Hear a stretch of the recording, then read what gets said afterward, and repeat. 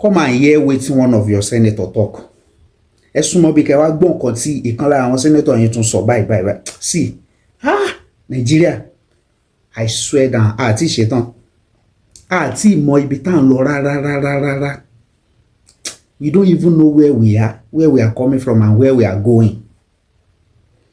You see, just now, mo ṣe mọ reason tí Chief Sunday Igboho ọmọ Adéyẹmọ tó fi sọ pé dandan Yorùbá nation. You see, just today, just now, ni mo ṣe mọ reason gangan tí Nnamdi Kanu tó fi suffer, tó ń tì mọ́lé several times, tó ń wà ní prison from prison to prison. Àwọn elders South East tó ń fi border láti jẹ́ kí máa yí jáde.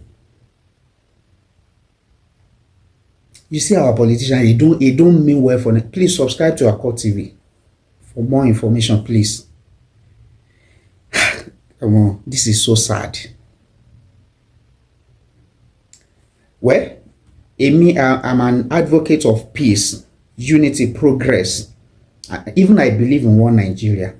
But pẹ̀lú condition, àti nǹkan táwọn politician wa ń sọ, àti nǹkan táwọn ọmọ wọn ń ṣe, àti gbogbo behavior tó ń ní, sincerely, àti mọ̀ bí tá ń drive to. I'm telling you, àti mọ̀ bí tí Nigeria ń lọ. One of your senator, kí lórúkọ man yìí, Senator Uzo Oji Kalu.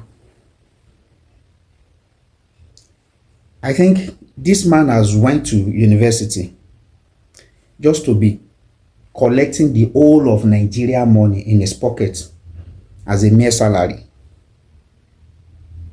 This is too sad. This is too way sad. Watching his interview with Seun Okinbaloye of Channels TV.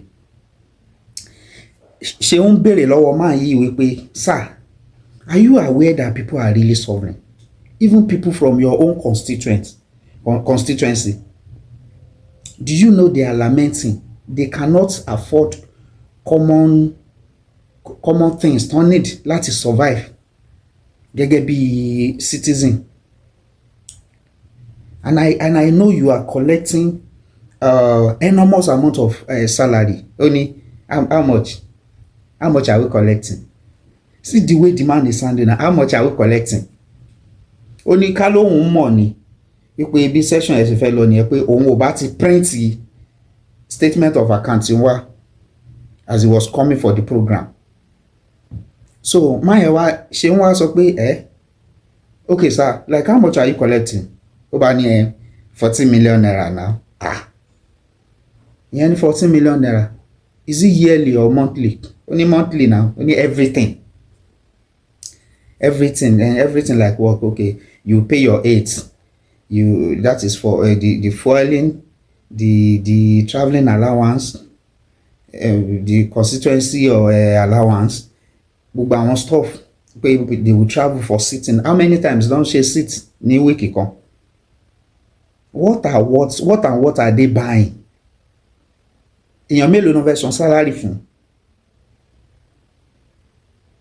Man yìí sọ pé, you know that 40 million naira is not even enough.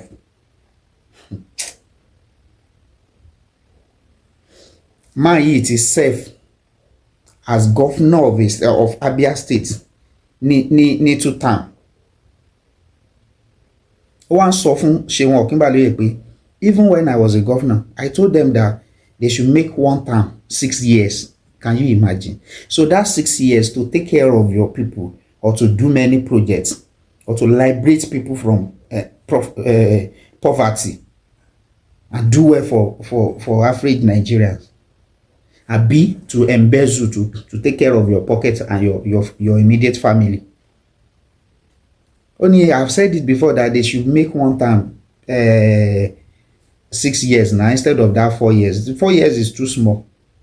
He said 14 million naira is small amount of money for a senator. The monthly salary. Can you imagine this kind of statement? This is the Nigeria we are.